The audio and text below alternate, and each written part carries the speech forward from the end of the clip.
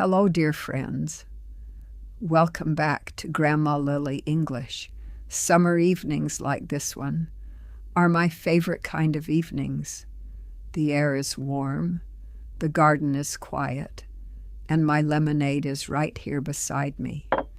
Come in, sit with us. We're so glad you came. Now, where is my Noah tonight? There you are, my dear. You're very quiet this evening, even quieter than usual. What's going on in that head of yours? Hi, Grandma. Hi, everyone. Sorry. I've been working on something for months, Grandma. A project. Something I really care about. And everyone around me keeps saying, "Be patient, Noah. These things take time."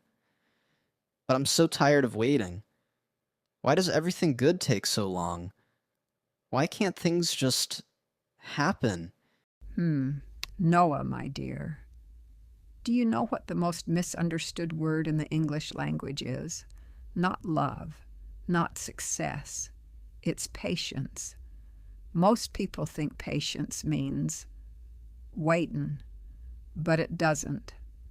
Let me show you what it really means. Let me open my book. I want to tell you about an old farmer named George and a summer that taught him the difference between waiting and trusting.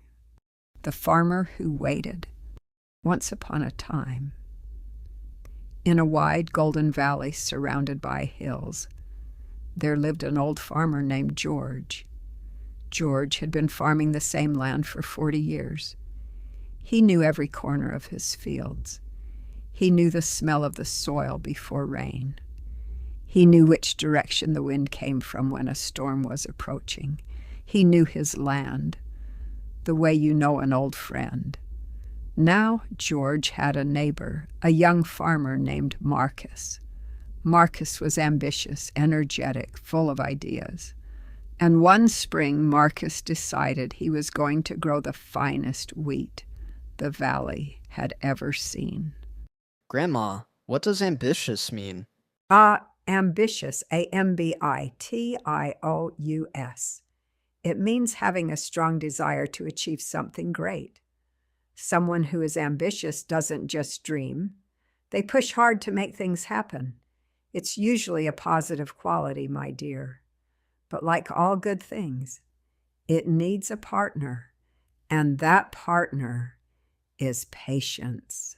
What happened with Marcus?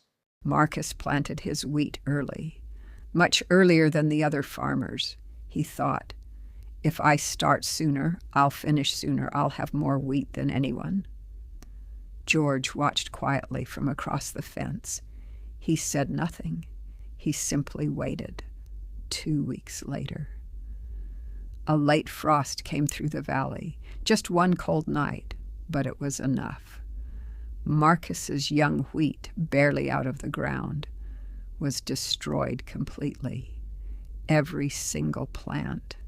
Oh no, that's devastating. Devastating. D-E-V-A-S-T-A-T-I-N-G. What a perfect word you chose, Noah. It means something that causes great damage or great emotional pain, as if everything has been swept away at once. A flood can be devastating. A loss can be devastating.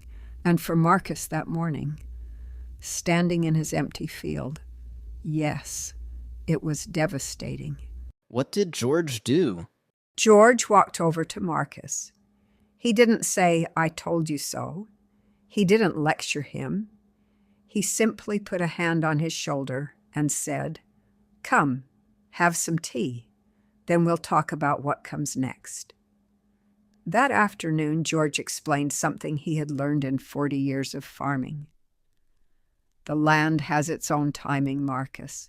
You can work hard, and you should. You can prepare, and you must. But you cannot rush the season. The seed knows when it's ready.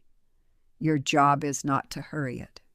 Your job is to create the best conditions, and then trust. That's harder than it sounds. Everything worth knowing usually is, Marcus replanted. This time he waited for the right moment, the moment the old farmers called when the soil is ready to receive. He prepared his field carefully. He tested the temperature of the ground. He watched the sky. And when the time was right, he planted, not a day early, not a day late. That summer, Marcus's wheat grew tall and strong.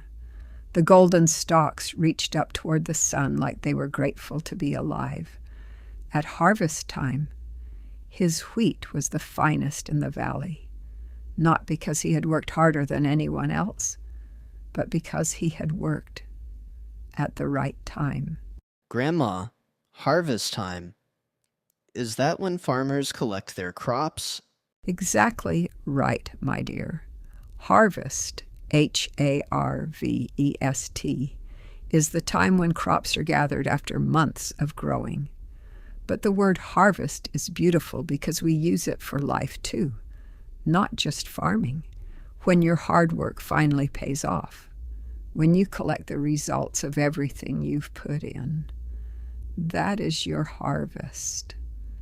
And every harvest has its own season. Now, dear friends, in our story tonight, did you notice how I used the present perfect tense? George has been farming for 40 years. Not George farmed for 40 years. We use present perfect to talk about something that started in the past and is still true now. The structure is have/has plus past participle. For example, I have been waiting for months. Noah said this. She has worked hard all summer. He has known this land for 40 years. The present perfect connects the past to now. It says this started before, and it still matters today. Just like patience, my dear. What you plant today still matters tomorrow. So I could say, I have been working on this project for months, and that work is not wasted. It's still growing. Perfect, Noah. Absolutely perfect. Noah, my dear, patience is not sitting still and doing nothing. Patience is continuing to prepare while you wait for the right moment. Marcus didn't stop working after the frost. He learned. He replanted. He paid attention. That is what patience really looks like, not passive waiting, but active, hopeful, intelligent waiting. Your project is growing, my dear, even when you can't see it, even on the days when nothing seems to move. The seed knows what it's doing. Trust the season. So patience isn't about doing nothing. It's about doing everything right, and then trusting the timing. I've been so focused on how long it's taking that I forgot to check. Have I created the right conditions? Have I done the work properly? Maybe I haven't been too slow. Maybe I've just been getting ready for the right moment. Like Marcus. Like Marcus and Noah. The fact that you care so much, that you're so impatient to see the results, that only means the harvest matters deeply to you. That's not a problem, my dear. That's a gift. And that, dear friends, is our story for tonight. Whatever you are waiting for this summer, keep preparing, keep learning, keep paying attention to the conditions. Your harvest is coming. It knows exactly when to arrive. Thanks everyone for joining us tonight. See you next week. And tell us, what have you been working on that needs a little more patience? Write it below, in English. Good night, dear friends. Take your time.